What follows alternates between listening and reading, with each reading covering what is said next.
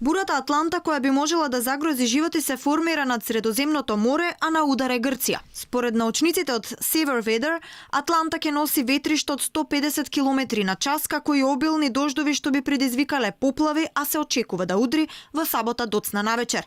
Американската телевизија CNN предупредува дека станувало збор за хибридна бура налик на ураган или тајфун, кој се уште се нарекува и Медикейн. Сабота и недела Атланта ќе удри на дел од Турција, цела Грција и ќе стигне токму на границите со Македонија. Во меѓувреме во Грција состојбата е хаотична. Силно невреме бурата Ксенофон веќе пустоши низ јужниот дел на Грција.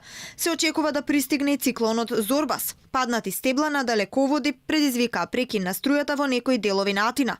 Од силниот ветер урнато и минарето на џамијата Аслан Паша во Јанина, која датира од 17 век. Затворени се училишта во главниот град на Грција и во други делови од земјата, а спасувачките служби ќе бидат во состојба на готовност преку целиот викенд. Има забрана за пловидба на голем дел од пристаништата низ цела Грција.